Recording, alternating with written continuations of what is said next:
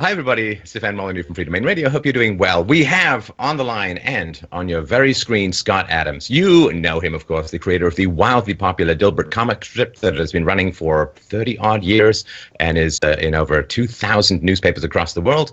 He is the author of many best-selling books, including the recent and, at least for me, highly recommended How to Fail at Almost Everything and Still Win Big. Kind of the story of my life. And he is an expert in the field of persuasion and a trained hypnotist, which, of course, I'm going to ask him not to do during this conversation. Thanks so much, Scott, for taking the time today. Oh, thanks for having me. It's a pleasure.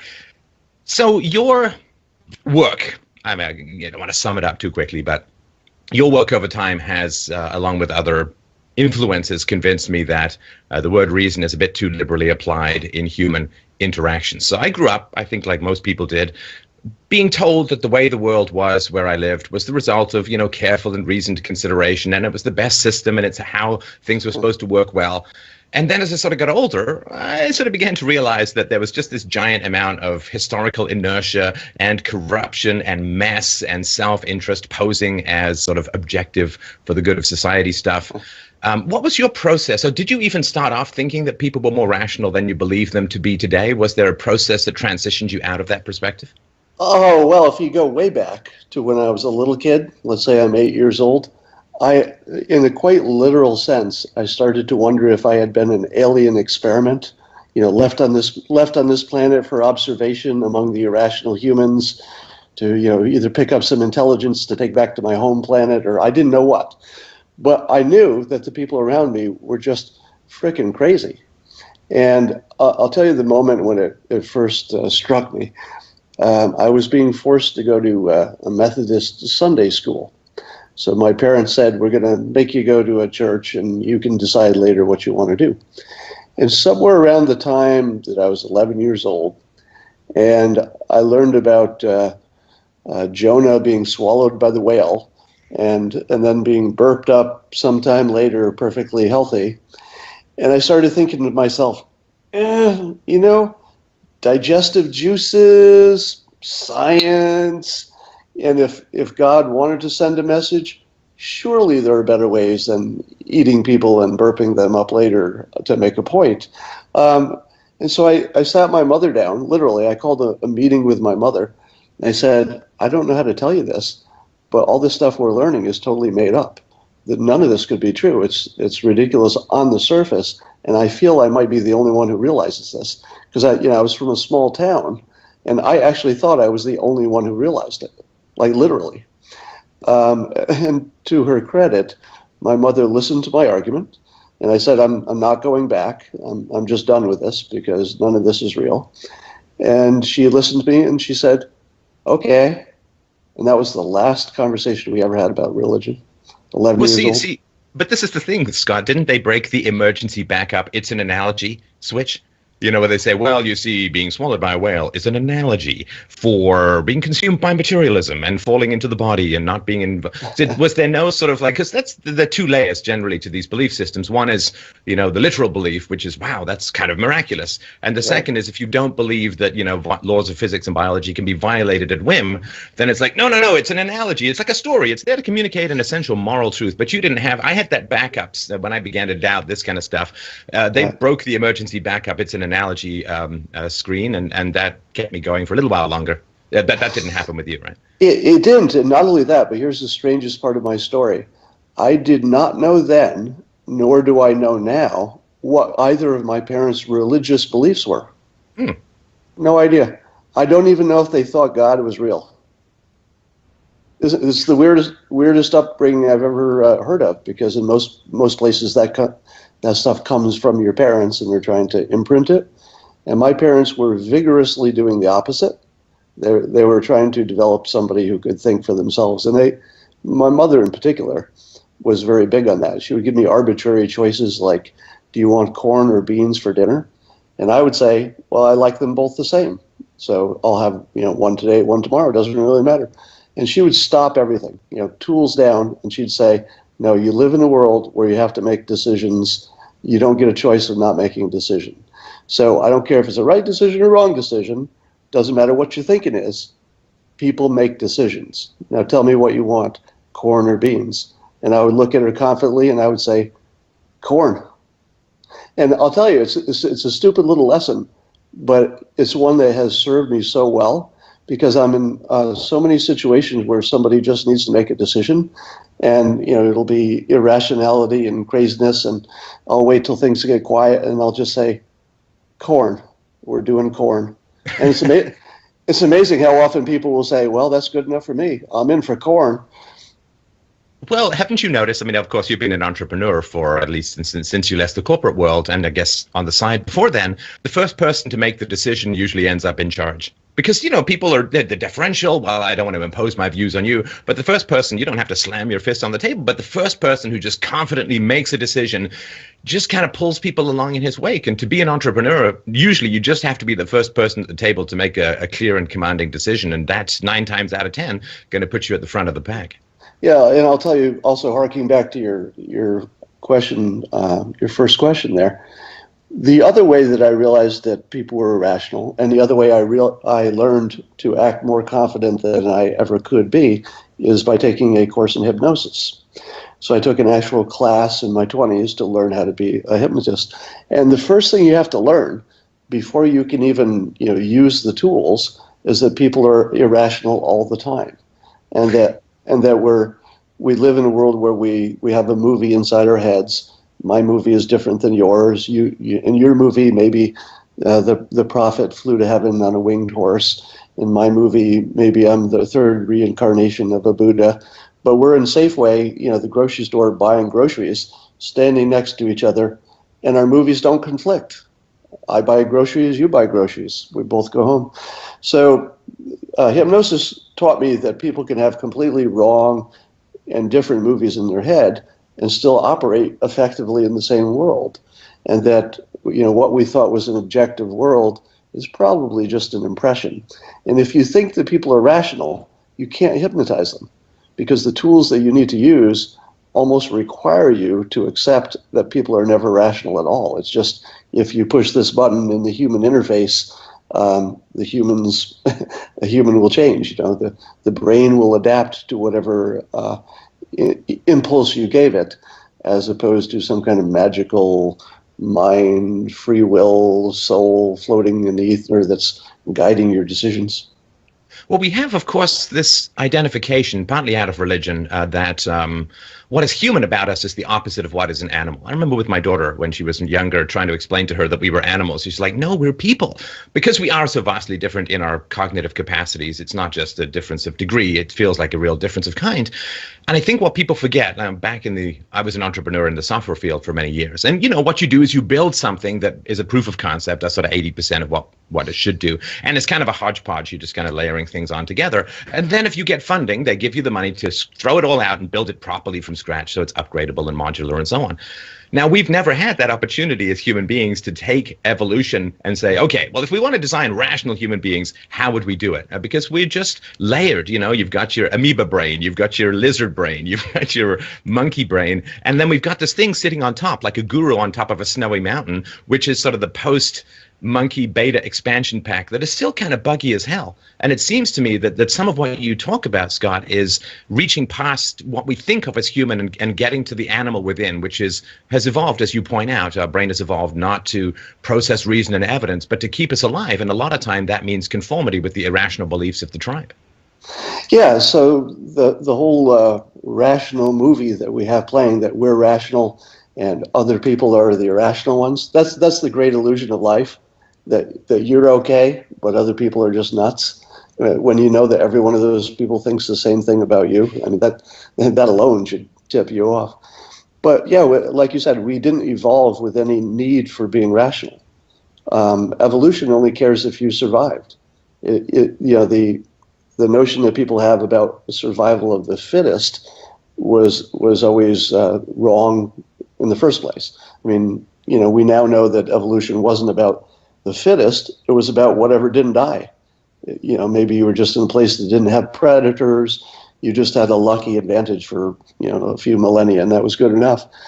So the fact that we're alive and thrive and build stuff and the stuff works furthers our impression that we're making rational decisions, but we're probably just pattern recognizing machines who recognize patterns incorrectly 9 out of 10 times, but we've somehow managed to build a system that's okay with that. Because capitalism is a system in which things fail 9 out of 10 times, and every person involved in those failures is sure that they're on the winning team, right until they're not. So weirdly, capitalism requires a healthy dose of irrational exuberance to cause activity that causes people to have jobs until the company folds, but at least they got paid until then, which gives them money to buy products so that other companies can stay alive longer. So a whole bunch of people doing irrational things creates this good whole, and that's our lucky situation now, is that capitalism sums up all the irrational acts into something that somehow accidentally makes money for all of us. But things should fail. I mean, they really, because most times we make mistakes in our lives. I think there was some tennis player once, a woman, who said that the thrill of victory lasts 15 minutes. That's a lot of years of work for 15 minutes. And so if you are going to save your happiness until you're successful, you're going to have a very scant amount of happiness in the world. And this ties into something that you talk about in your book, that you must learn to enjoy and embrace failure, because a lot of your life is going to be failure. Even if you look at the sort of the greatest musicians or the greatest artists and so on, most of their art or most of their lives is not spent producing the great works that we know. I mean, when was the last hit that Paul McCartney wrote? And he's one of the best songwriters of all time. So learning to recognize that you must enjoy the process, and hanging your happiness on success is a recipe for virtual lifelong misery. Yes, and I would go so far as to say that your example, Paul McCartney, the Rolling Stones, the fact that they can't produce hit after hit still tells you that the following things don't matter: skill, experience, connections, fame. I could go down the list. Is there any advantage that they don't have right now? They have every opportunity. advantage. I mean, if they wrote a song, that almost every radio station, at least the sort of classic rock radio station, so they have amazing opportunity to get their music out. It's still not enough. Right. So it's easy to be in the right place at the right time and imagine that it was skill that did it. The analogy that I use, I give some talks on this topic, and I talk about how having a goal and then reaching it, let's say you want to be a musician and you make that hit record, is a little like riding on horseback at full gallop with a bow and arrow through a forest in which you're trying to shoot an animal that's in the forest in the fog. The animal's moving back and forth, and you only brought one arrow. Now, the odds of hitting that one animal riding on horseback with your bow and arrow, very low. But if enough idiots on horseback ride into enough forests and shoot enough arrows, one of them is going to hit a rabbit, right? And when that victorious archer comes back and says, "Look at this, I hit a rabbit," people are going to say, "What did you do to do it? Like, what was your process? What magic system do you have?" And you know what he's going to say? He's going to say, "Well, it's a good thing I had a goal. Like, I focused on my goal." Right. He's going to say, "I had a passion. I had a passion for killing that rabbit. Passion made a difference. There was my experience. I had connections. That was what got me the bow and arrow." And none of it is real. None of it. It's just somebody's going to hit the rabbit. Somebody's going to be Warren Buffett. If there wasn't Warren Buffett, somebody else is the second best investor in the world. There has to be, right? And some of it was luck, of course. I mean, even Warren Buffett would tell you that. But once you get lucky, then you have different access to resources and different connections and stuff, so you can keep it going. But almost everything you see as success is some form of luck, which is why I talk in the book that you mentioned about using systems versus goals, because a system is something you do every day to increase your odds of something lucky happening. So it removes at least a little bit of the magical thinking that you can pick a specific goal in the future and hit that exact target, 10 years from now, when that might not even be a good goal 10 years from now. There might be hundreds of things that are better than that. So, but a system just makes you more valuable as you go. So lots of ways that luck can find you.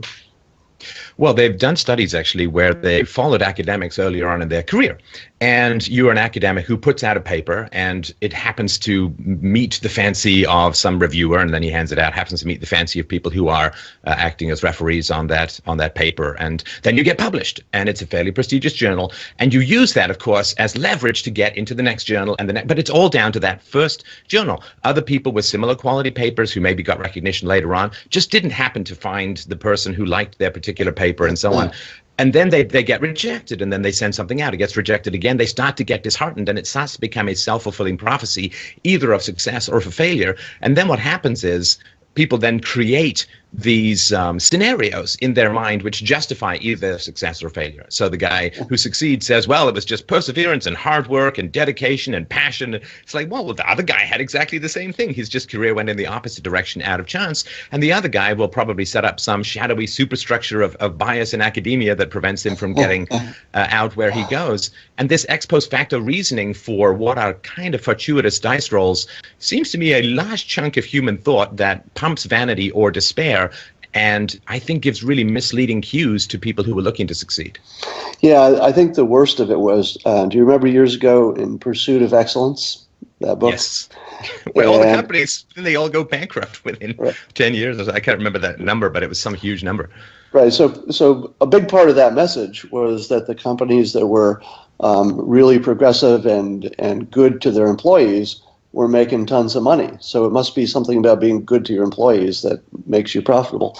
But it only takes you about half a brain cell to say to yourself, which companies can afford to bring in the massage therapist to give shoulder rubs to their companies while they're working? Is it the companies that aren't doing well? No, they're already successful. That's why they can afford to do these things. The causation is completely backwards. These little startups that are working in the garage, no one's rubbing their back. But, the few that break out is because they were in the right place at the right time with the right people. It wasn't because anybody gave them a back rub.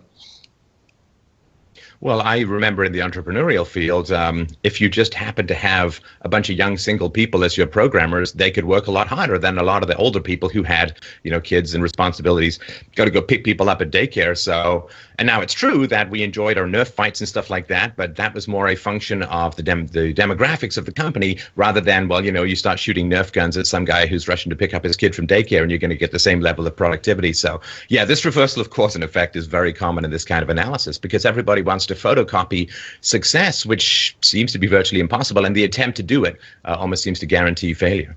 Yeah, the other illusion is when you see a serial entrepreneur who's on their third or fourth startup that have all gone well in some ways. But back to your example, that usually means that the first one, or at least they haven't run out of money yet, maybe the second one after a pivot. So something early on worked.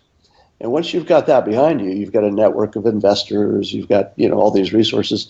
So then your odds of your second one working go way up.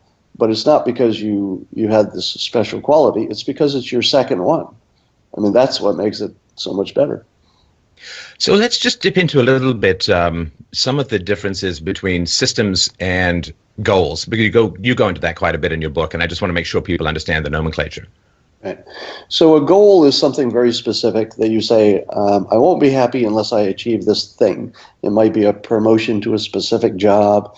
It might be earning a certain amount of money in a certain way. It might be becoming partner at your law firm, something like that.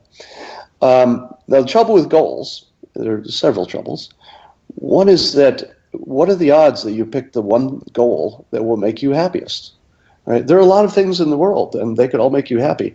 But the point of picking a goal is that you put your blinders on intentionally, and you say, "Man, I want this one thing. I'm gonna block out my peripheral vision for a while and just focus on this one thing." But meanwhile, everything's changing. Right? 100 years ago, you could focus on one thing, and if you got it 5 years later, such as, let's say, clearing a field so you could grow more corn or something, that made sense when you had the idea. And probably still made sense when you got to the end of the process. It was always a good idea. A goal made sense in simple times. But now if you look at the complexity of your life, look how much complexity there is, just in your cell phone, how much complexity there is in the decisions of which carrier to get. Do I get insurance? What kind of plan? How many apps do I get? So you have more complexity in your pocket today than a farmer had 200 years ago in his entire operation, and everything's changing by the minute.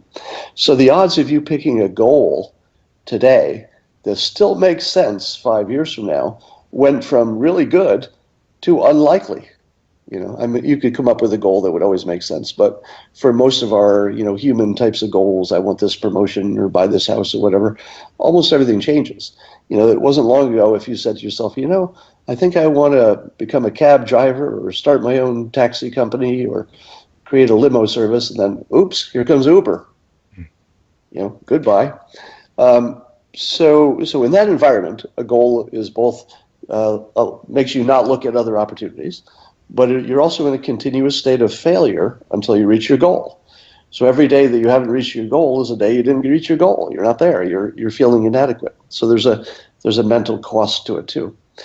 So the alternative that I talk about is a system, and I define the system this way. So a system would be something you work at on a regular basis, ideally every day. And all it is designed to improve your odds of something really good happening, but you don't know exactly what that will be because you've opened it up to lots of possibilities. And I'll give you some examples. My blogging, I don't get paid directly for blogging. There's a little ad income, but it's trivial. But I knew that it would, if I practiced in public, as something I could be good at. And if I weren't good at it, I just stopped doing it and nobody really notices, right? It was a low cost of failure. But if I did things people liked, and right now people are passing my Trump blogging around and that's getting a lot of attention, the good things would happen. So for example, my publisher might call and say, how about a book? And that did happen in part because of my blog. I might give speaking offers because somebody saw my blog. So there were a whole number of things that could happen, and most of them did in one way or another. But I didn't have a specific goal. I just did something as well as I could in public until people noticed and started giving me offers. So you can come up with a system that makes sense in every realm, from your diet to your exercise to anything else. I have my own systems. I'm not saying that they're the ones that work for anybody else. But if you always look for that quality, you're doing something on a regular basis that improves your odds of a lot of different things. Fitness is a really good example, because if I'm sort of a maniac about health and fitness, and if you say, what's your goal of fitness? Well, obviously I want to be healthy, but there's this whole wide realm of things that are helped by fitness. It helps your social life, it helps you in job opportunities. You can stay up later, work harder. I mean, there's just a million things you can do. It's the trip you didn't miss, the thing you didn't have to avoid doing. So fitness is a good system, and it's one that I would say everybody should work on first. And professionally, my particular goal in life over the past decade has been trying to become less dependent on the whims of other people. And so, I didn't want a TV show or something, because then I'm dependent on more on other people. What I like about the systems versus the goals approach is that a lot of times when people set goals, they're fundamentally dependent on the whims of other people. You want to become partner at a law firm? Well, they've got to vote you to be partner in the law firm. You want to go make a movie? Well, you're dependent on financing and getting everyone together at the right time and so on. What I like about the systems approach is it brings the locus of control much more within your own skin, and you're less dependent upon the preferences of what we openly admit to be a largely irrational population to achieve happiness. Yeah, you want to have the feeling that everything you're doing today is part of success. So I'll give you an example. I have a system where I try to go to the gym every day, but there are days when you just can't go. You just can't make it happen. And on those days, if I can, I still put on my exercise clothes. I still drive all the way across town. And about 4 days a year, literally, I do this. I'll walk into my gym. I've parked in the driveway, in the parking lot pretty far away. I'll walk in. I'll walk past the rock wall. I'll stand in the middle of the gym, and I'll look around, and I'll say, nope. And I don't do anything but turn around 180 degrees, walk back to my car, and drive home completely successful. Because even though I didn't exercise that day, exercising that day was never a goal. What I had was a system which was trying to addict me to going to the gym every day. In other words, I wanted a mental impulse that was so strong, I would get all the way to the gym, even on a day I knew I didn't want to exercise. So I said, I drive home saying, damn, my system is rock solid, because I'm going to get to the gym 6 out of 7 days just by trying to do a 7. So I never have a failure day. I just have a day when I say, man, that system worked pretty well. It got me all the way there, and I knew I wasn't going to work out. Well, and of course, that's back to corns and beans, right? Corns or beans. It's not a gym day, but I'm very explicitly going to make it not a gym day by going to the gym, saying no, and coming home.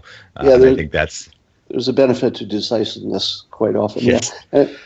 And, on your happiness point about wanting to not have to report to anybody else or answer them. First of all, I love it because there's so many ways you could achieve that state. There's not one way to be independent, right? I'm pretty independent, you're pretty independent, but we don't do the same stuff, except today, I guess.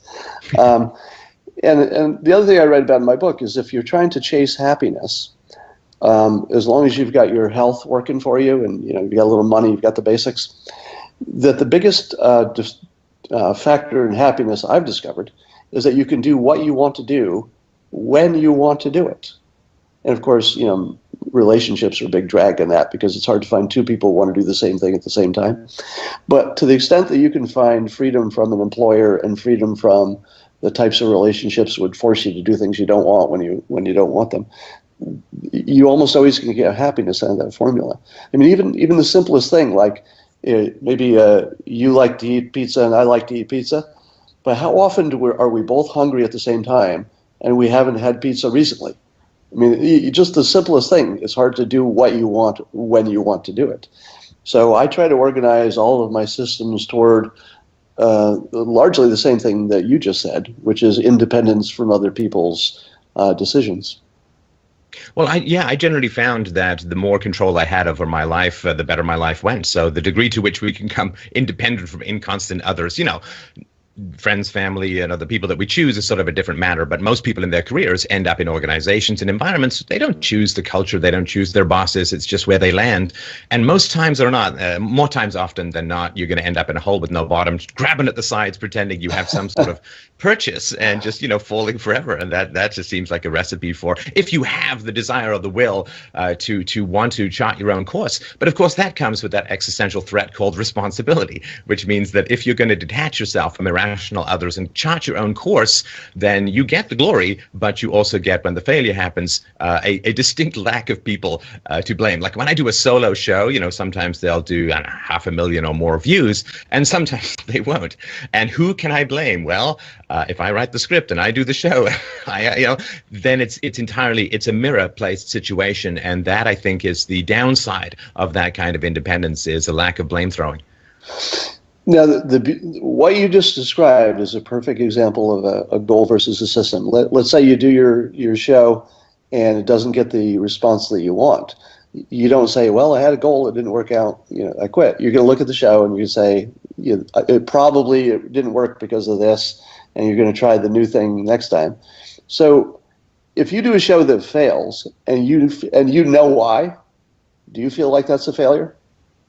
Absolutely not. And sorry to interrupt, but there's also times when I would do shows which I know have lower views because they have higher value for the values that I want to promote. Like I'm very passionate about like anti-spanking and reasoning with kids and so on. So there'll be times when I'll do a show on that or have an expert on. I know for a simple fact that it is not going to reach view counts, but let's say it does 100,000 views, and let's say 10% of people make a different decision about their parenting. Well, that's 10,000 families that I've managed to cut spanking down.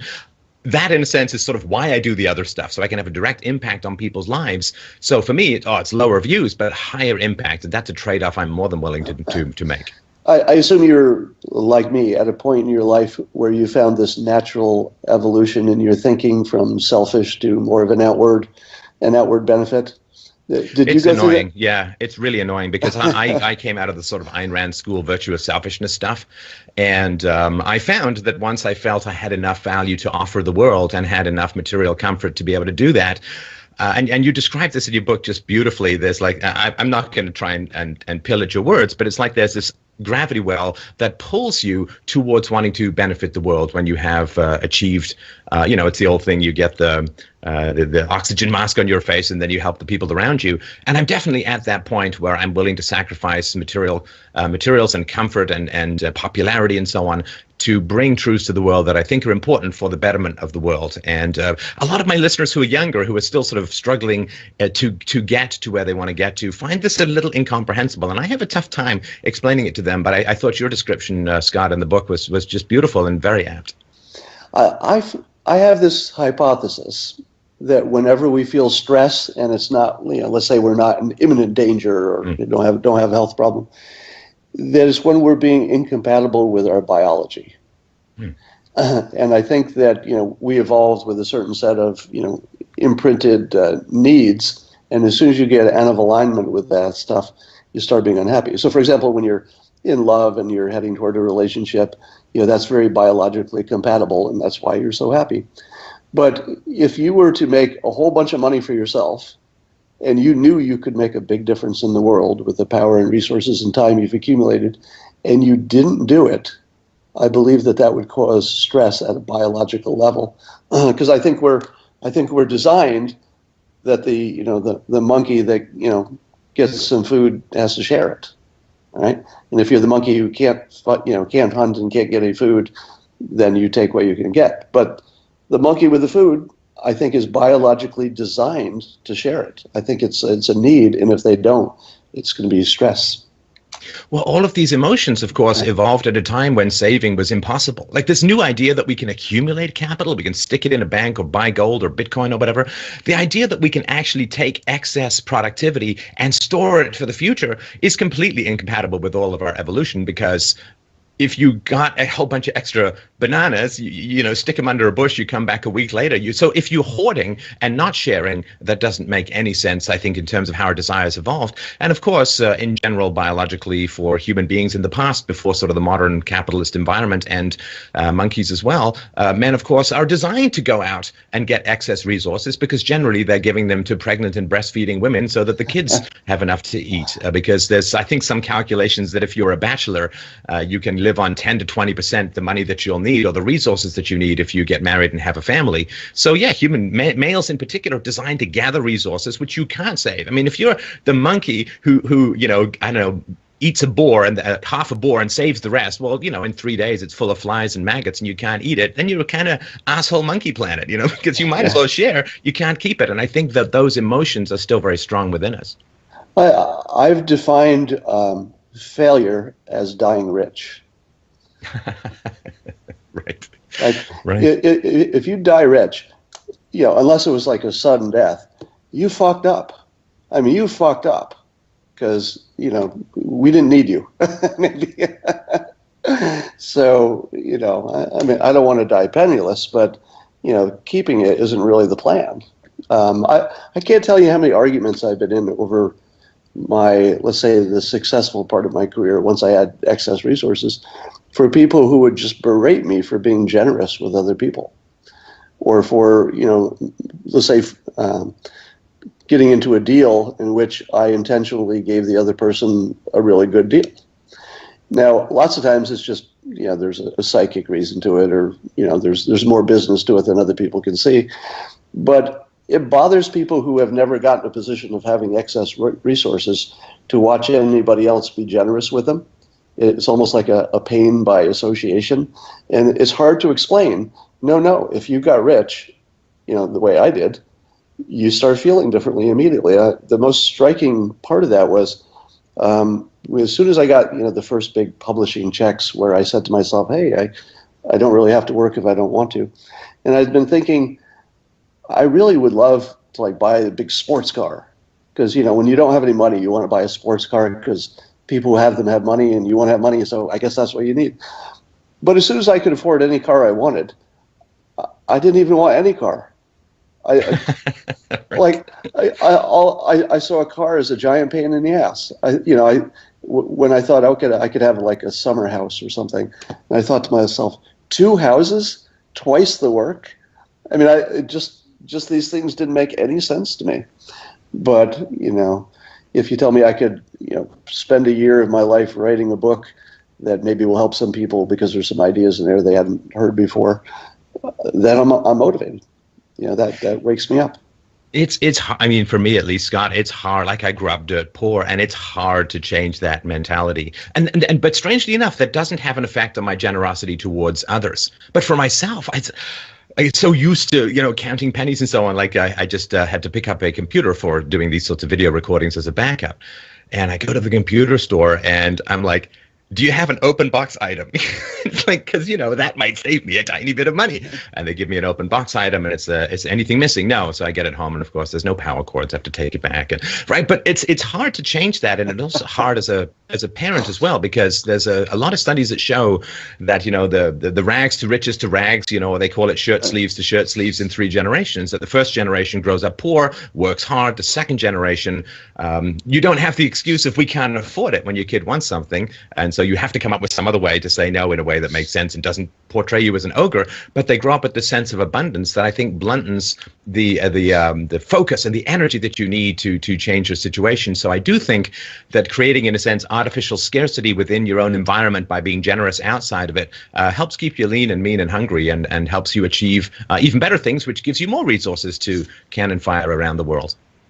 Yeah, sort of on that same topic, I never want to not do my own laundry.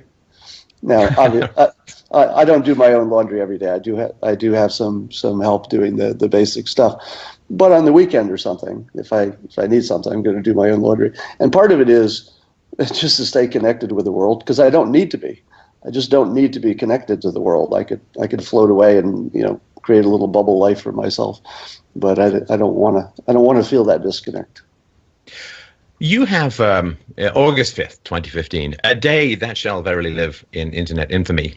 You, of course, predicted that Donald Trump would become the next president of the United States. Now, your focus on Trump, and please, everyone, just go to Scott's blog and read it. It's like having a electric porcupine of brain-bristling electricity pushed into your frontal lobes. It really is incredibly stimulating, and I've loved the comics for years, and it's great writing and it's great insights. Just let me finish this point, and then you can brush off my praise. But this has cost you quite a bit, right? I mean, you've had death threats. You said your speaking gigs have dried up because, you don't endorse. You actually have endorsed Hillary Clinton for reasons we'll get to. You don't endorse. You simply point out the power of the man's communication and persuasion skills. Which, of course, if you were an enemy of Donald Trump, would be a pretty useful thing to do for his enemies. But help me understand why the persuasion element of the political campaigns that are going on is so important for you to talk about, and what it's cost you in your personal and professional life. Well, starting with what it cost me, it's of course impossible to know what things would have happened, if I hadn't done the Trump writing. So, I can't do a complete apples to apples comparison. But I will tell you that my speaking requests had been consistent for 2 decades, and then just stopped at the same time I started writing about Trump and became, sort of known for that. And that makes sense, right? Because if you're a corporate entity, you're an organizer, you're looking for a speaker, you don't really want somebody who's associated with a political party that at least half of your audience might not belong to. So I don't even disagree with anybody not wanting to hire me under these circumstances. It's just a fact. I just pointed out as a fact. And then, there are licensing opportunities, and probably, half of the public who knows I'm writing about Trump will just automatically not want to buy my book or my calendar. Now, there'll be some people who are introduced to my work this way, and there's an offset, but I would say it's mostly a deficit. I'll tell you why I thought this was important. When I first noticed Trump had what I thought were commercial levels, and now I think weapons grade levels, powers of persuasion, I realized that, first of all, it would be interesting to write about. And that's always good if you're a writer.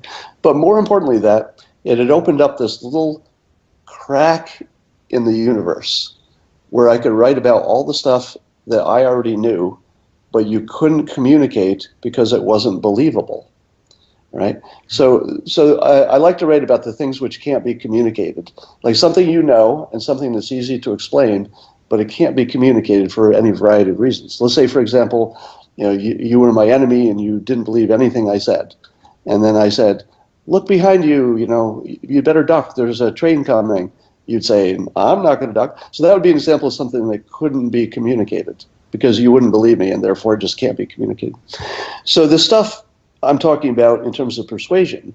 The part that couldn't be communicated is how powerful it is, because we think of ourselves as rational beings, and so we think, yeah, there may be some idiots who are influenced by, a lawn sign that says Trump, but, doesn't give me any information. I'm a rational person. But it turns out that those lawn signs probably do make a difference. It turns out that, the big ad spending on TV, it does make a difference, even though there's no information that's accurate. And even though the people know there's no information that's accurate, it still makes a difference. So this opportunity that I thought might never come along again, because people are focused on Trump and what he's doing, I said, I can get people to listen to me if I do this one trick. And it's a psychology trick, basically. I said, I'm going to predict what he will do against all predictions, and I'll tie it to this one primary variable, which is his persuasiveness. And I was pretty confident that he would do well because of that. And when he does well, people are going to start to notice that I called it and that I described it all the way. And that would build up enough credibility in my writing that I could talk about this topic a little more freely, and that people would get tremendous benefit out of knowing that they're not rational beings in a rational world. Because it's terribly, it'll make you terribly anxious and unhappy and stressed if everybody around you is acting in a way you can't understand.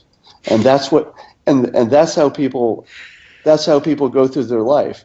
They're like, I just talked to so-and-so. I tried to explain this simple thing. It's so obvious, and yet the things that came out of their mouth made no sense at all, and I don't know what's going on. Now, if that's your experience, you're saying to yourself, it's a frustrating world. I can't sleep. Everybody's crazy. But here's how you can relax. You're just as crazy as those people.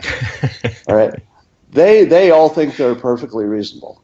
The minute you think you're exempt from that, your stress will go through the roof, because you're now into biologically irrational area yourself, that you're the lone rational person on this big earth full of crazy people. So first you have to accept that you're crazy, and then you can accept that other people are and deal with them on the emotional level. Let me give you a concrete example of how this can be useful. I learned in hypnosis class that there is a personality type that disagrees with everything reflexively. And you know that person, right?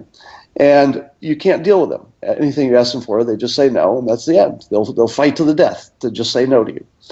And my hypnotist explained that the way you deal with them is you tell them the opposite of what you want. And then they'll disagree with you, and they'll never be able to leave their disagreement because they're so wed to it.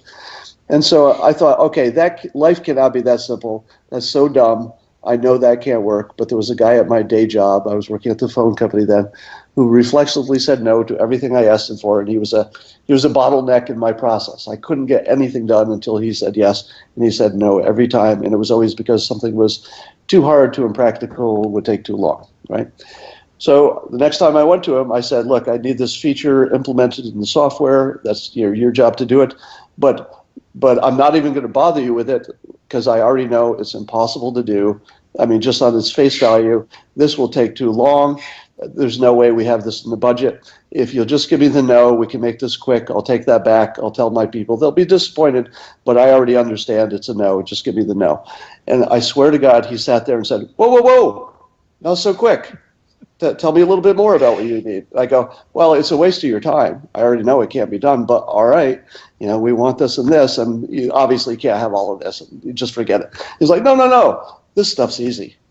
And he went on to tell me how easy it was, and then he went on to happily implement it. And I'll tell you, my head blew up. I said, are people irrational all the time? And what would happen if I started acting like that was true? Would I get a better result? In other words, I could A/B test it. I say, let's act rational and test my result. The person I'm talking to is really angry and thinks I'm a jerk. That's my result. Now act completely irrational and act like their emotional state is all that matters. And then what result do I get? And it's almost always better.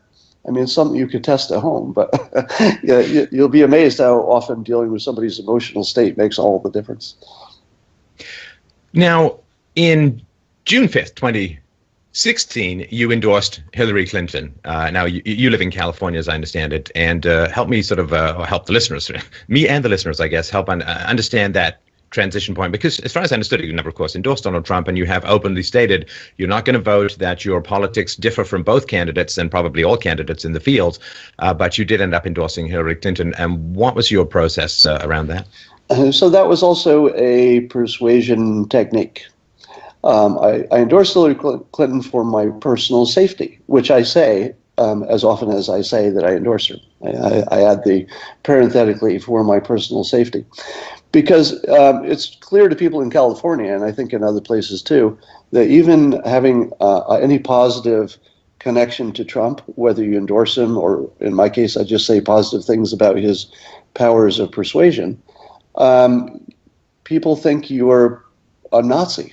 They think you're literally, and I'm using the word literally in the proper term, literally a second coming of Hitler.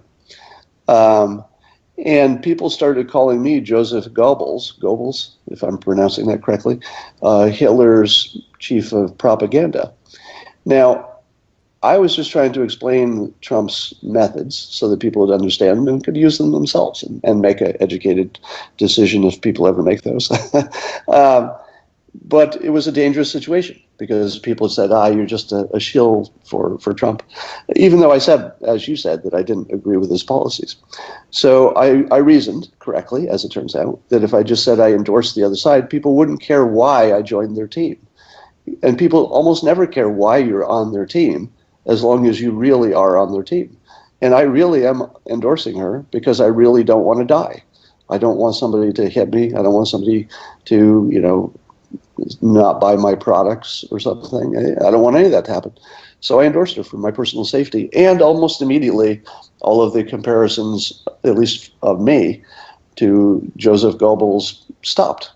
It went from a lot to nothing as soon as I endorsed Hillary Clinton. So it worked exactly as I imagined it would in a persuasion way. But from a rational standpoint, it's a complete insult to the Hillary Clinton followers. You would think so. Right. No, that is rationally what it is. It's like, okay, you thugs are terrifying, so I'm going to endorse your thug leader so that I don't get thugged. Yay, he's on our team. What a great guy. I mean, blah, blah, blah. Anyway, sorry, I'm back to my childhood where everyone's crazy. Yeah. It just feels that way. Yeah, they're not going so far as to say that's great. They are going so far as to say, well, there are other people we should be attacking, right? You're just mission accomplished. Intimidation implant successful. Intimidation succeeded.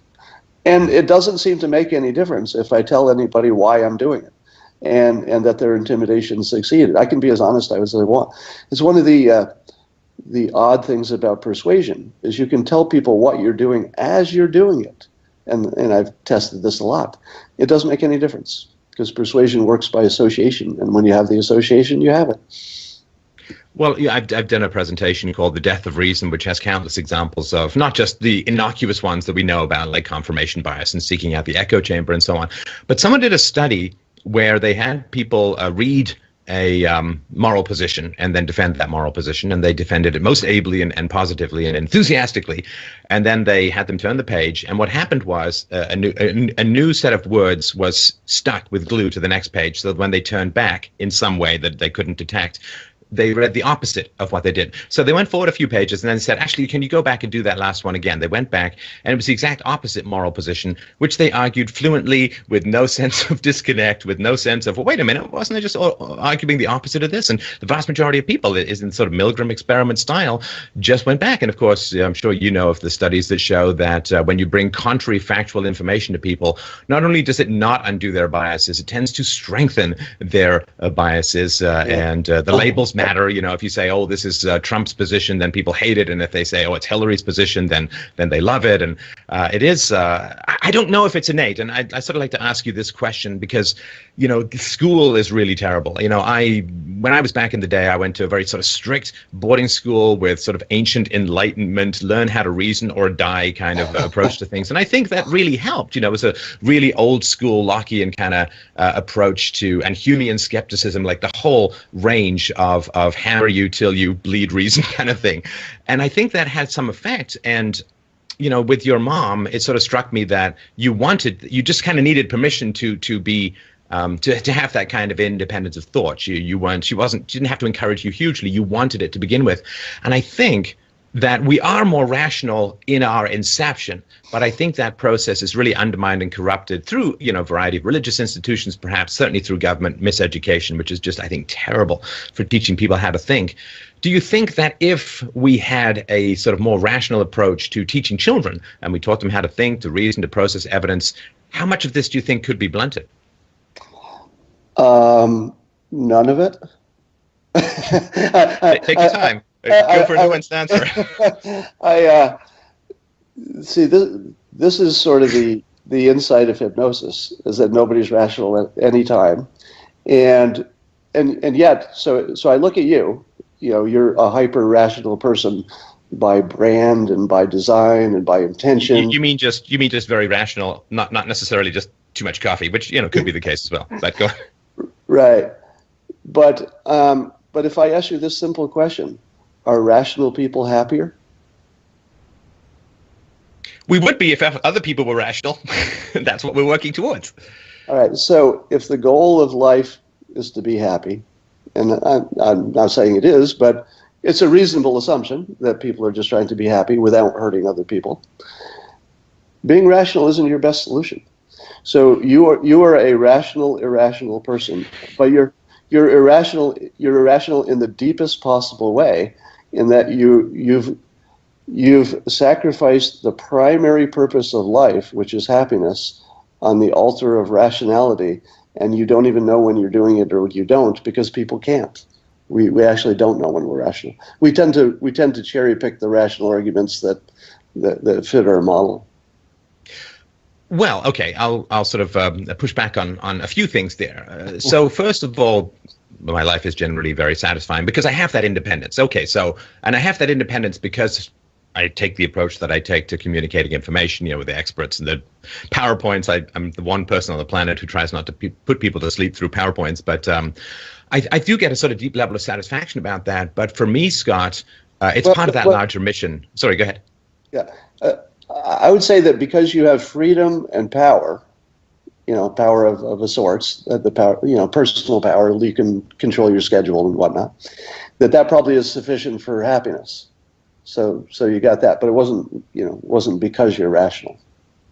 Well, it's a question which we don't have an alternative universe to compare to, but I think if I was more conformist or traditional in my approach, I think that I would not have achieved the independence, because people want to fund what I do because they find what I do sort of stimulating and interesting and different.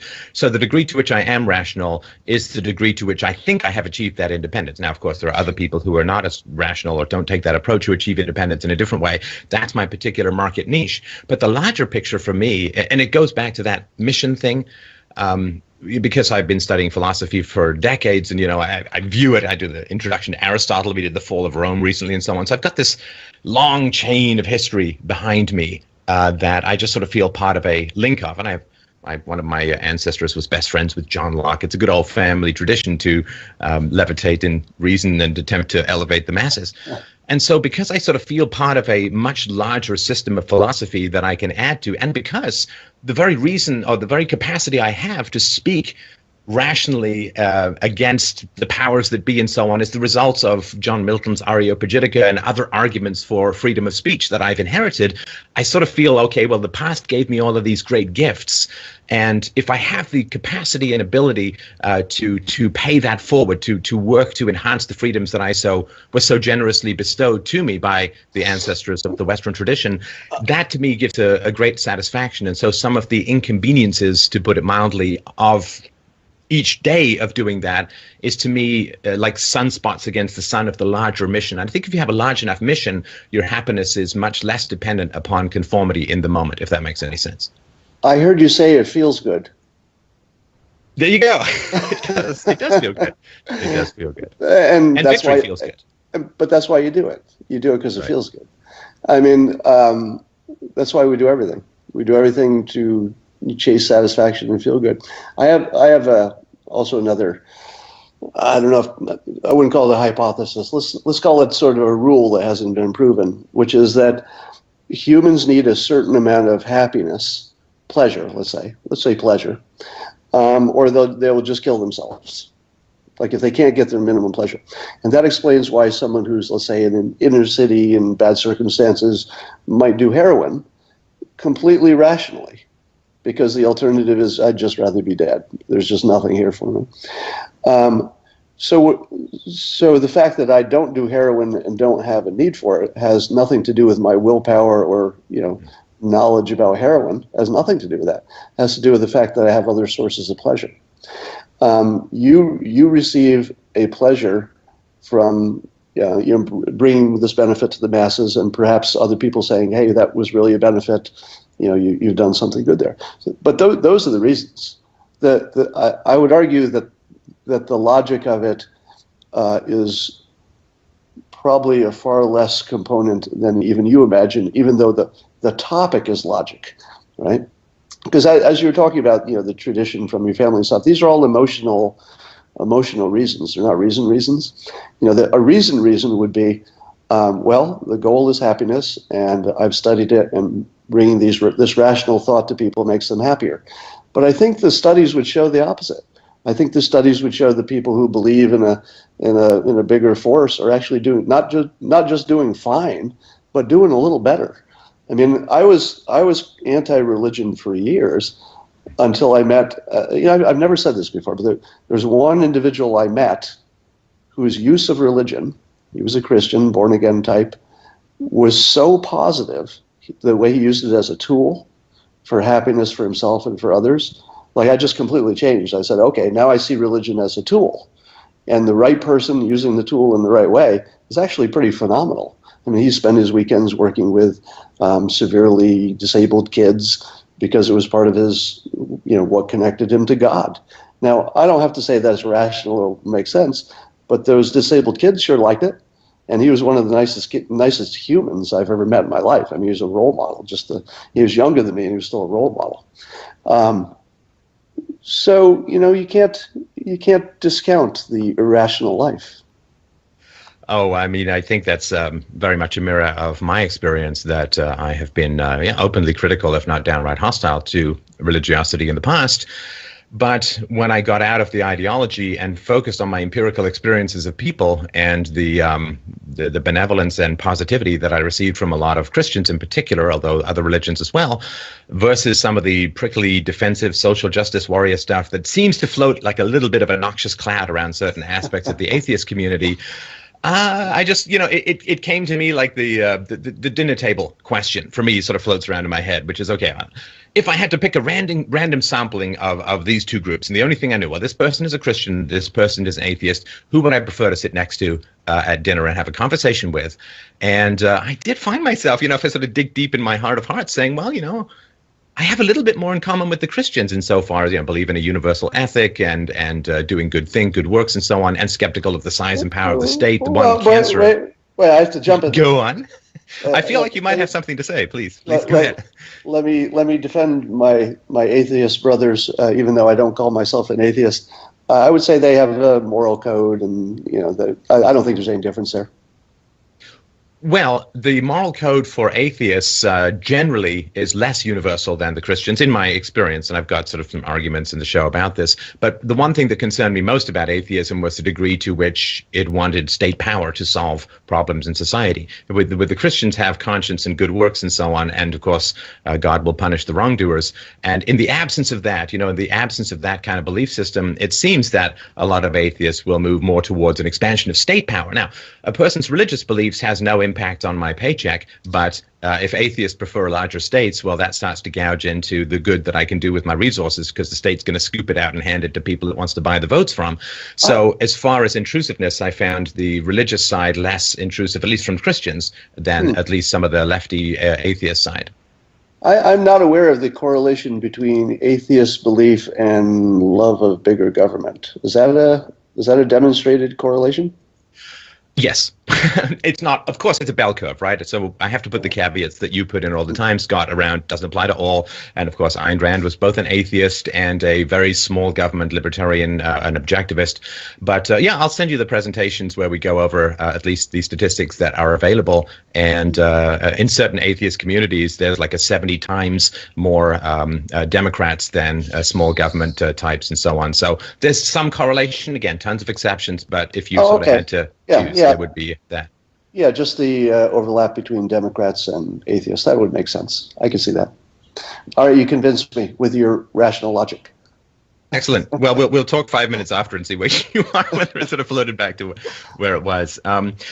So let's talk about some of the stuff that you've talked about with regards to Trump, because I was thinking, Scott, when you were talking about how Trump is such a great way to talk about persuasion, it's also partly because if you say, well, I really want to talk about persuasion, and now you've got to watch this half-hour speech, and then we'll analyze it afterwards, most people are like, it's too much effort. If they've already watched Trump at work and you can talk about what they've seen, already you have the empirical, we've both seen his speech in common to start talking about, and I think that helps a lot. But you've talked about how Hillary would like give these sort of, here's my exposition on my policies and so on, and put everyone to sleep and end up with a whole bunch of empty chairs. Whereas, Trump is sort of passionate and I'm for you and really evoking us versus them mentality, outsiders versus Washington, the corruption, the media, and so on. And you've seen a pivot in Hillary recently, though, and you think the guy you call Godzilla has joined her team and is giving her the capacity to raise Tokyo with her fire breath or something like that. Yeah. Let me give you the story arc from the beginning. The most persuasive thing you can do is scare someone, because fear is the thing that people will act on first. They'll run away from the bear before they'll eat something if they're hungry, before they'll take a nap, right? It's their primal thing. So Trump started out strong on the fear persuasion. And he said, these scary terrorists are going to come into the country through immigration, people coming across the Mexican border. And he got a really good pop on the scare persuasion. It was a strong theme. Meanwhile, Clinton was going with her experience and her policies and her good judgment and all that. But nobody cares about that stuff because they don't understand the policies, and they're just not sophisticated enough to know who's got a better policy anyway. And sorry to interrupt, but even the word racism, which they threw against Trump, even if people believed it, and I don't believe it's true, but even if people did believe it, it doesn't evoke that same kind of fear response for most people.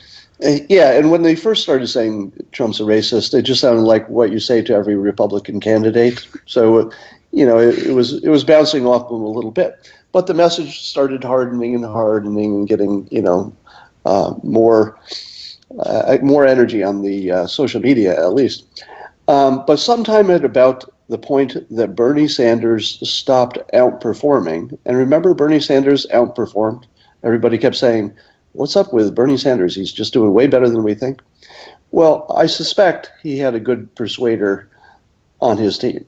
And this is just a guess, but I'm thinking that persuader was either on the sidelines or on Bernie's team while Clinton was floundering.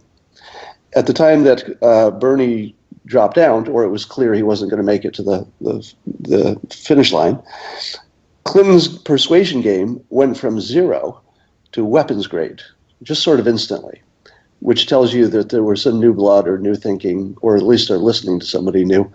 And I had whimsically named that person Godzilla, as in the Godzilla of persuasion. And I had just speculated without any benefit of confirmation that I could see the fingerprints of one particular persuader, whose name is Robert Cialdini, the author of the book Influence. And his new book is just going to drop in September, called Pre-Suasion. Pre-suasion. How to set somebody up to be persuaded. And I saw the fingerprint. So especially when she started using the word dark. Remember, all the surrogates for Clinton started using the same adjective about Trump at the same time. It was like watching an orc army stream out of Mordor, seeing everyone carrying this dark language all throughout, and it no rational argument, but it's just like, ooh, I'm cold, I'm in a cave, that's bad. So that was the tip-off to me that they'd gone from typical political words, like just all the usual ones, to a word you hadn't heard before. And that was Trump's signature play. He would come out with things like low energy, that you just hadn't heard in this context before. And that allows you to fill that word with your own confirmation bias. So every time Trump does something, you say, well, that was a little dark. He yelled at a baby. That sounds dark. Didn't matter what he did. You could fill it in there. But And also, sorry to interrupt, but they had tried just before that. They tried the angry one, and Trump just embraced that like a baby with a mom. Just yes, I'm angry. I've got a lot to be angry about, and so the anger was considered to be righteous rather than destabilizing, and he owned that and completely turned that around. But the dark one is different. Yeah, he owned the angry because they left him a high ground. Right, that's the big persuasion mistake, and the high ground was yes, you need an angry person. So he owned it, he amplified it. That's just classic persuasion technique. And he did it instantly, so he knows how to do this. Dark, there's no high ground. You can't say, I'm the darkest of all. Because, again, and this was the tip-off and the fingerprint that told me that there's somebody of Cialdini's level, if not him, working on the Clinton campaign, that dark persuades you, to use his own language, because once you hear dark, everything that comes after it gets painted with it. And dark is an automatic negative word. It's scary. It's negative. It's, the bad guy wears the black hat, and you could even imagine there's like a little racism baked into it to remind you of, that they're saying that. So it has all these great, it's like a Rorschach test that anybody who hates Trump can read into that word. So that's like weapons grade persuasion. Now, also, this is the sort of thing that would be A/B tested, and I don't think it worked, beyond the first few weeks, because you're not really hearing the word anymore.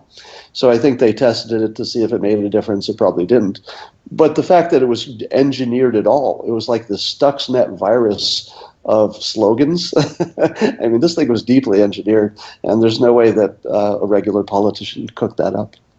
Well, the other thing, too, which I found fascinating about the dark transition in Clinton's language and the mainstream media's language, is that I also think it was partly an attempt to block his fear-mongering. Because if you say, well, this is a dark campaign, it's negative, it's hostile, and then he starts talking about trying to trigger that amygdala fight-or-flight response in people, they no longer say, well, he's right, there are scary things out there, I better have a strong leader, he looks bigger than Hillary, he looks stronger than Hillary, so I'll flock to him. What happens is, ooh, he's dark, he's negative. It actually blocks a lot of the fear-mongering or fear-implanting techniques that may have been used earlier in the campaign.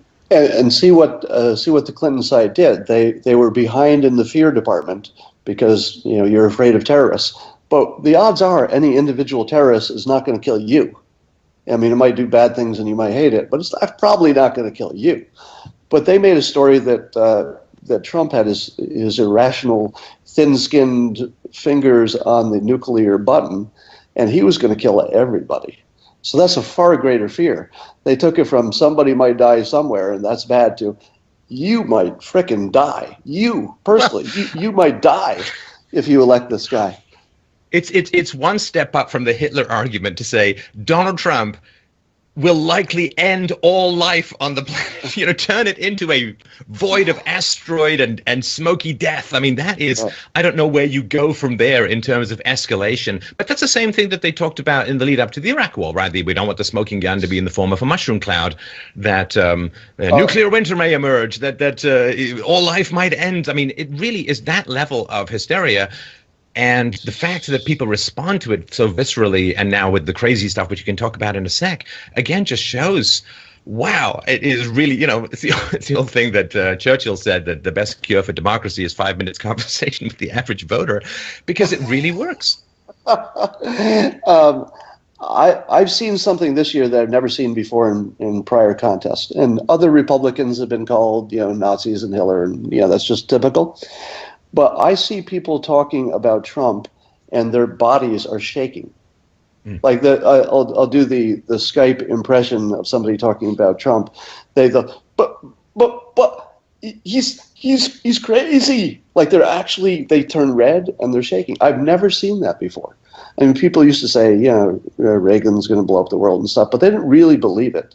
So, this time they actually believe it in a real, visceral sense. They think they're in danger, and that's some good persuasion. Now, what would Trump do to thwart this attack?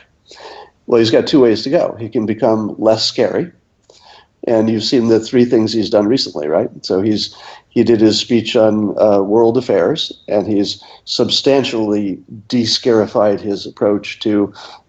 He's taken it all the way from banning Muslims to banning countries of origin to extreme vetting, which turns out to be very similar to what we're already doing.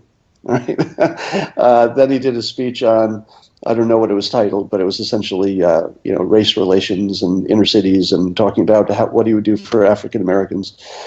And that all sounded, because of its directness, instead of talking in what people would say, well, that's a dog whistle, or why do you keep ignoring the subject?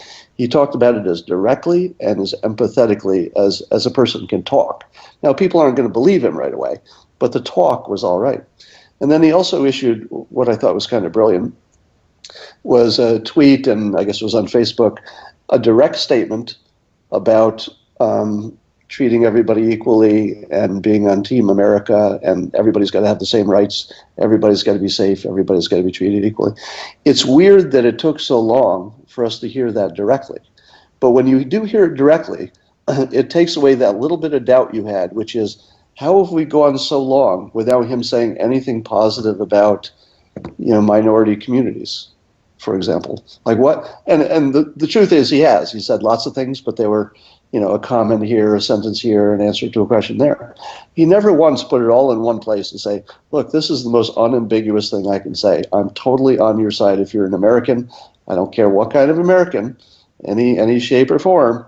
If you're an American, I'm 100% on your side. It was as clear as you could get.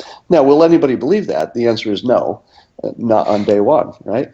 Because the people have lined up, just as you were talking, the example, if you give people facts that contradict what they believe, they harden their belief. But this one's hard. This one will chip away at it if he keeps at it. So you can chip away at the scary just by saying the right things, even though people are going to say, yeah, but in the past he did the wrong things. But at least he's saying the right things. The other thing he can do is increase the scare for Clinton. So instead of saying she's going to let some terrorists in, he could actually make that visual and say, here's a victim of a crime committed by one of the people that I didn't want to let into the country. Or even show the crimes happening in Europe, or even showing them happening in Syria, or what was left of Syria, ISIS caliphate now. So bringing the violence into a physical, here's the victim, here's what actually happened to him, that's what you're importing. Now it's not an import of a terrorist act or two, because that's what people have in their mind. Now you're importing an entire field of thought that could end up with massive abuse to gays and women. So he's ratcheted up the fear in that way. But I think there's probably yet another way to go, which is, I think the conspiracy theories, and most of it is that, about Hillary Clinton's health could end up being part of the scare trifecta. That they're terrorists. They also are coming in with their Sharia law ideas and anti-gay ideas and anti-women ideas. But also you may have a leader who's got some brain health problems. So I wouldn't be surprised if in the next 2 months you see some references to the literal physical functioning of her brain and her body, and trying to sow some doubts as to whether it's safe to have somebody who, if she's having strokes, for example, or whatever it is, that could affect judgment before people know it affects judgment. I mean, we know that if you haven't eaten or you're tired, you make totally different decisions than if you're well fed and well rested. So what kind of decisions do you get from 70-year-old people, who may have some medical problems? So without knowing any actual facts of anybody's medical problems, it's a scary thought. Well, and of course, this is what the left did to Reagan later on in his tenure. And the thing, I go over in my mind for completely useless reasons, but I'll share it with you anyway, which is I have these speeches in my head that I want people to give. I don't know if they ever will, but something very briefly would be America has this system where the government takes money from one group and gives it to another group. And let's just for the moment say that, there's some benefit in that to some people, but it's completely unsustainable at the moment. And Trump is a guy who's probably signed multi-decade leases and so on. Like, he really needs to think about the long term, whereas politicians are just about getting through the next 5 minutes in general, kicking the can down the road. So I think the case that he could make that I think would be positive is say, look, we have a very real danger of running out of money. And it's not even a theoretical danger. Mathematically, something that can continue simply won't continue. So we need to find ways to get people off dependence and into the workforce. They'll be happier. Their kids will be happier. Human capital will increase. This is where we need to go as a society. So we need simplified taxes, lower regulations, more job creation, lower corporate taxes so that these guys can create jobs and all that. We have to find some way, because right now, the tilt, that sort of the lava thing that used to be called in the 70s, this tilting thing. All of the momentum is away from the workforce and into the dependent classes. Is what Mitt Romney was talking about when he was saying, half of America won't vote for us because they're already dependent on the state. So if more people are fleeing productivity and into dependence, then you're going to end up with the parasites, in a sense, overcoming the host and dragging the entire republic down to its demise. So we have to find some way, America has to find some way to reverse that trend and get people off dependence and into the workforce, so the people who are left who truly are dependent and can't work can get the help that they want. Because when the government runs out of money, you see this in Venezuela, we've seen this in a variety of other places, not to mention the fall of the Soviet Union, where you got old women trying to sell pencils in a tin cup on a street corner because their entire pensions have evaporated. There's a real danger that we know, that America knows is coming and is not that far away, and there needs to be some proactive steps now to maintain the people who are still dependent on the state and may not be able to get off. So let me surprise you by disagreeing with almost all that. Please do. Which is why this is fun, right? I don't believe, because of the magnitude of the problem and the demographic situation, I don't believe that we can get enough jobs and earn enough money to make a difference, because things are just too expensive and there are too many people and there are not enough of them able-bodied enough to work. There are always going to be people too disabled, too young, too old, whatever. Here's what I would suggest as the only way out, and this is based on what I call the Adams law of slow-moving disasters. So what you describe is a perfect slow-moving disaster. We keep spending money until we don't have any money. Everybody sees it coming, and those are the type we always fix before they're too late. All right, we were going to run out of money. We were going to run out of oil at one point, but we fixed that. We were going to run out of food at one point, but we designed fertilizers and we fixed that. Here's how we can, and this is the speech I'd like to see Trump give. So I like this forum. We'll do this speech we wanted him to give. My criticism of the let's get more jobs is that that's just what everybody says, and they don't really have an idea to do that. But I'm going to give you a concrete idea to make the difference. This is me as president. I'm going to say, I'm going to give you a budget that looks a lot like the budgets you've had in the past. It's a budget which absolutely guarantees if we kept doing it, we would be out of money and we'd be bankrupt. But we're also going to work as hard as possible to lower the cost of a good life.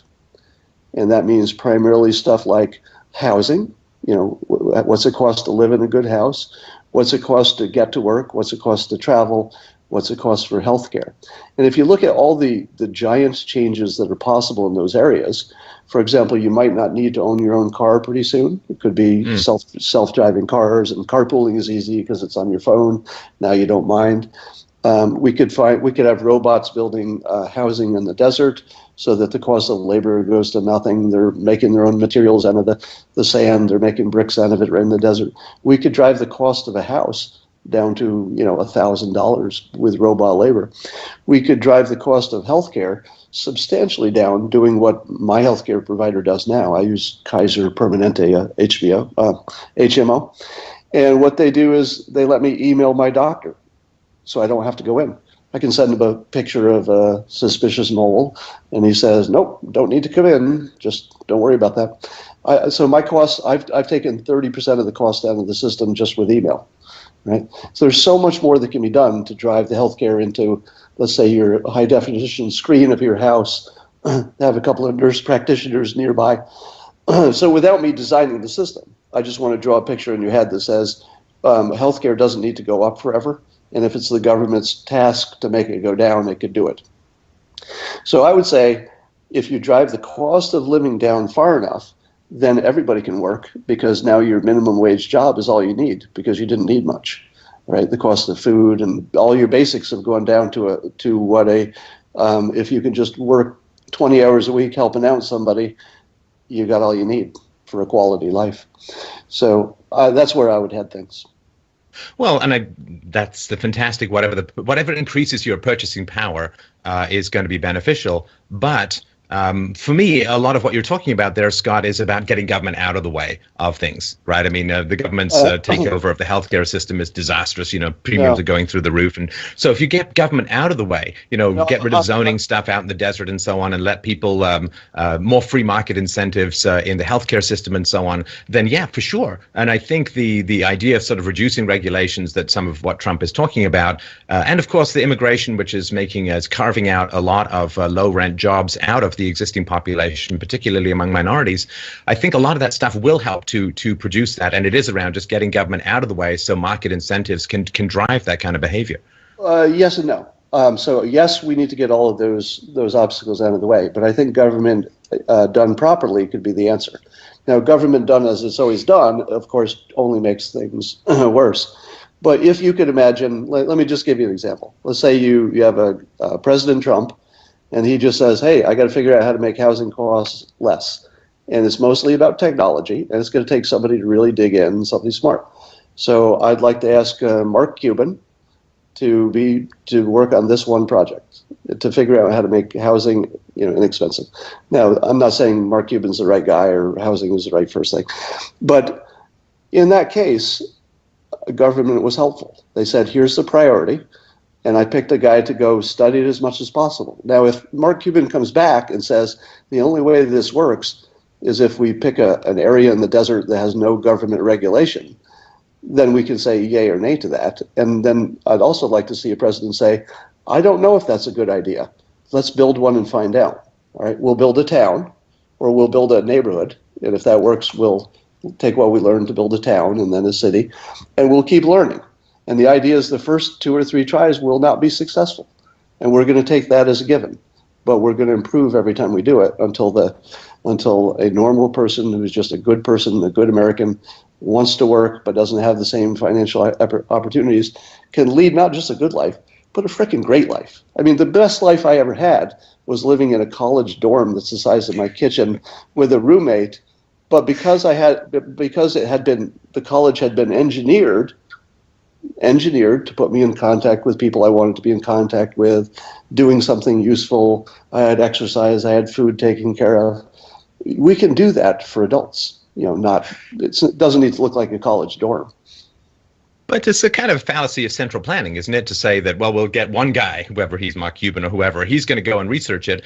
Just throw the market open and have 10,000 people all trying to figure out how to make it work the best. The great thing about the free market is where there's an opportunity, the best minds, the most experienced people, the people with the best incentives, they're going to get rich. Mark Cuban isn't going to get rich if he figures this one out. Those incentives in play, I think, will give you an answer that's much more rapid and much more sustainable. I mean, if you look at the amount of energy that the government has poured into sort of green energy, the amount of money that these companies keep going belly up and so on, right? I mean, if you open up the free market, you get far more people with far more incentive trying to solve these problems. And I think that's the best way. The idea that some government bureaucrat's going to figure it all out versus the market as a whole seems optimistic, to put it mildly. Let me disagree with you completely. You may be familiar that somebody at Y Combinator is doing kind of the open source build a new city project.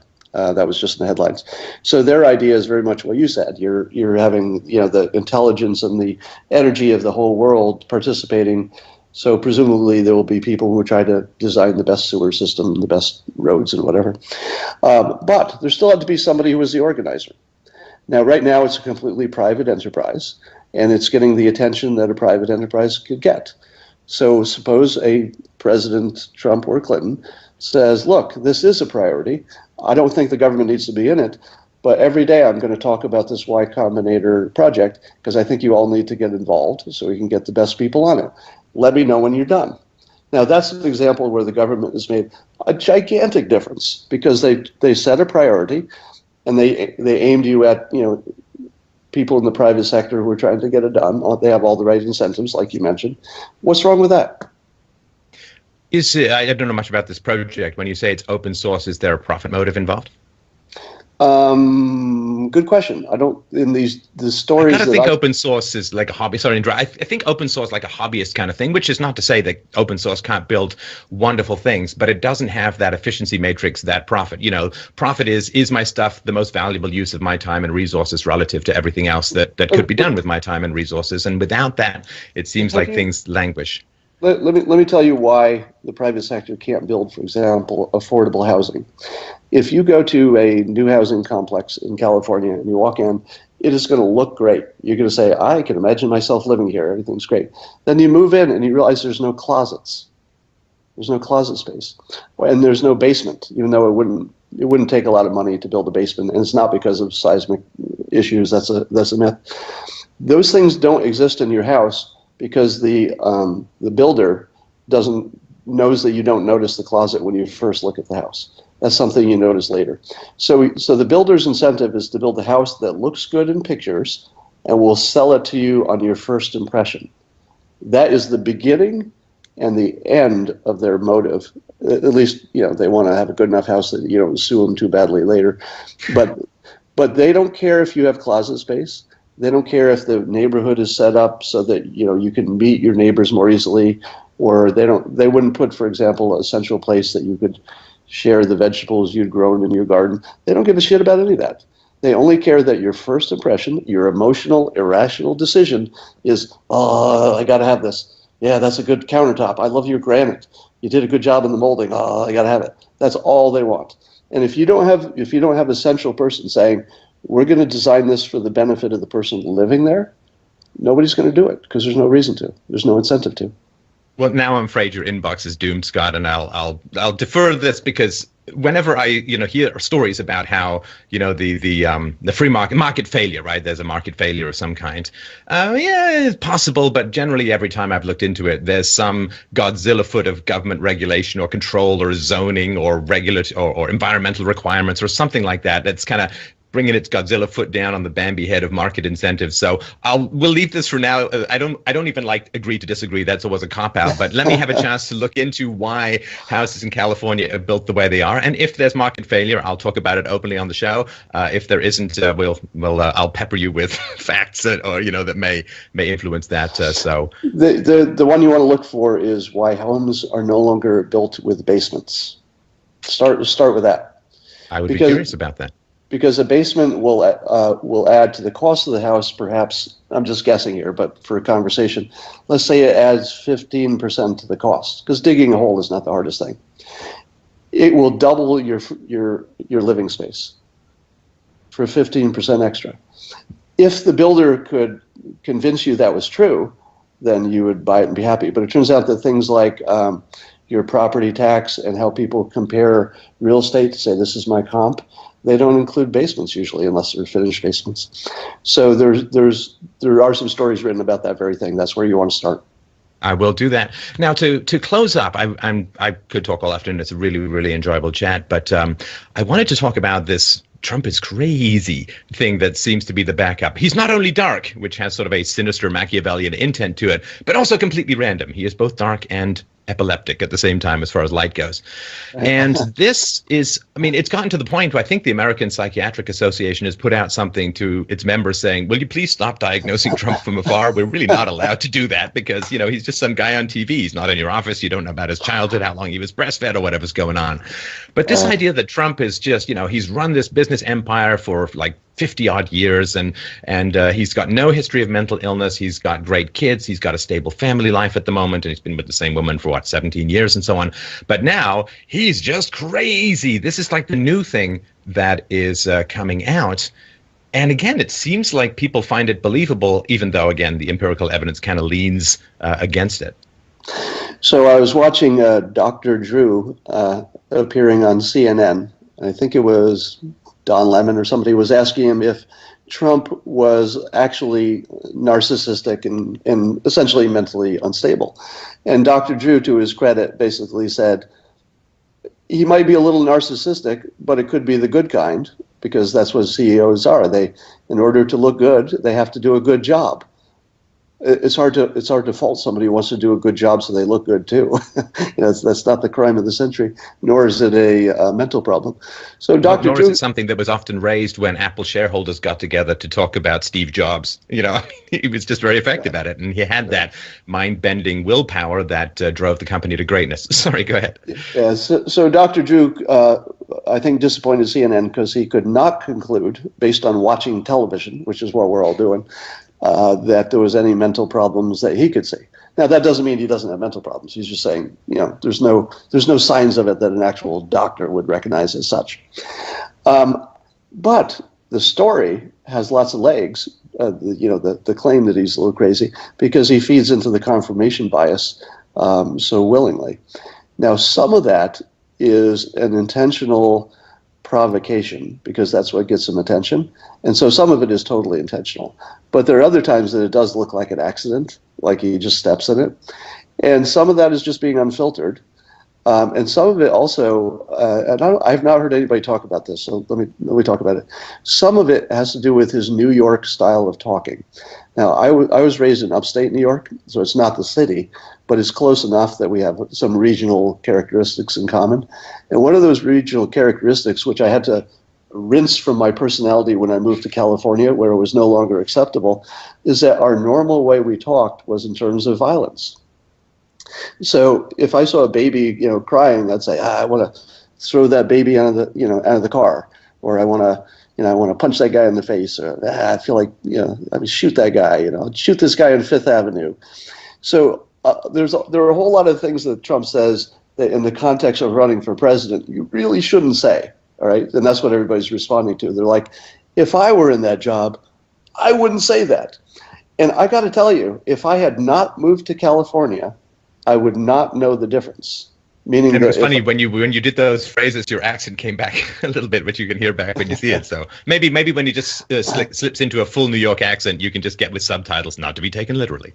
Yeah. And when you look at the number of people who are debating the seriousness of some of his comments, which were clearly jokes, like his Second Amendment joke about Hillary Clinton, nobody who grew up in New York heard that and thought it was anything but a New York. Well, I'm exaggerating, of course, but I think if you grew up in New York, you were more likely to recognize that as just a normal New York talker, where you talk about shooting people and killing people and punching them in the nose, and it doesn't mean what it means in California. If you say it in California, people think you mean it. If you say it in New York, you're just talking. Oh, this idea that he hates babies, he's surrounded by a lot of grandchildren. He's really bad at hating babies, if that's his goal. Yeah, he's the worst baby hater ever. Right. I think I'll make more. So, yeah, this crazy thing, as you've pointed out, I mean, the guy's, 69? I mean, it's not like people get some, assuming no brain disorder, it's not like they get some personality switch. I just got contacted by a guy I last knew when I was 12. And he said he just clicked on some video of mine, and he's like, boom, that's Steph. I knew him, he was 12. He sounds pretty much the same. You're a little deeper, a little huskier, but the cadences is the same. The humor is still the same. And it's like the constancy of personality is one of these things that is hard for people to understand. The guy's 69. He's not going to have some giant switch where he's just going to go crazy. I mean, he's been in the public eye for 50 years. This kind of cross-examination is not that new for him. And the idea that he's just going to go nuts now, again, it's just one of these, throw sand in the face of reason and get people to run screaming for no particular empirical evidence. So my favorite part of the confirmation bias of that is what goes along with the fact that he must be crazy is the idea that he's not taking advice from people who are giving him good advice, despite the fact that we're bombarded with obvious examples of him taking advice. I mean, you start with his haircut has changed substantially, and had never changed for years before that, and now it's blonder and better cut. His makeup has changed, and clearly these are coming from other people, right? I mean, he didn't look in the mirror and say, yeah, I look a little orange today, let's fix this. This is coming from other people. His use of the teleprompter, his softening of his position on immigration, all the way to extreme vetting, and I could go right down the line. Here's even the best example. When he stepped in it a little bit, not a little bit, a lot, when he said that women should be punished for getting an illegal abortion. Now, he was immediately corrected by the other side. He was immediately corrected by his own side. And what did he do? Did he stay crazy and just stick with it? No. He corrected himself the very next day. And all it was he was underinformed. And by the way, almost the entire world was underinformed on that question. If you had popped that question to anybody who was not a politician and said, do you think a woman should be punished for breaking a law? Almost everybody would say yes. Then if you'd say, okay, but there's a reason in this case, because it makes more sense to punish the doctor because the woman in this case might be more victim than perpetrator. You can say, oh, okay, I get that. That's this is a special case, so I can hear that argument. But the first time you hear it, that's a bit of a trick question. So, as a citizen politician, it's no surprise you missed it. And I think that the goal of it, and of course you've had a public presence longer than I have. I'm sort of cooking at around 10 years, and you've been out in public longer. But with the internet, it seems like there's this battle between authenticity and hysteria, in that I think that the best communicators, and Trump is fantastic at this. He doesn't seem to have that I'm wearing my human flesh suit moment that Hillary sometimes seems. He's very authentic. It's at least, whether that's manipulation or not, there's no way to know. But I think this authenticity where you don't self-censor, you speak your mind, you listen and respond in ways that are genuine and organic, and that's what gives you energy, and that's what gives you focus, and that's what gives you connection with people. We can't connect with a manipulation any more than you can hug a hologram. But what happens is I think that when people set themselves against someone like Trump and attack everything he says and misinterpret his jokes and hammer back at him for every comment that he's ever made, what happens is I think they're trying to trap him into I'm going to try and manage my critics by picking my words. That takes the connection out of the conversation. That takes the spontaneity out of the conversation. And that drains him, I think, of his biggest political capital, which is that he's a brilliant guy who can connect with the average person in a very visceral way. Well, you have to reconcile that with the fact that they're all doing A/B testing the whole way. So everything that doesn't work, he's looking to fix. All right. And he's done that a number of times. I just gave you some examples on that. So he does need to change, and he needs to adapt and be flexible the entire journey. And that's always a little bit in conflict with saying whatever you want whenever you want to. So there's a little balance there. All right. Well, listen, Scott, I'm really, really enjoying the conversation, but let's do our own A/B testing and see how people are enjoying our chatting. I think that they'll really respond positively. Just wanted to remind people how to fail at almost everything and still win big. Kind of the story of my life. We didn't even get to the vocal challenges that you had, which I found fascinating. Perhaps next time. You need to read Scott's blog. Very, very important. Just sign up and subscribe. There's almost going to be always something that is coming out. You can find it blog.dilbert.com. And of course the comics, which are still delightful after so many years. And I really applaud your creativity in that. And thanks so much for taking the time, Scott. I hope we can do it again. Thanks. I really enjoyed this. I hope I can do it again. Take care.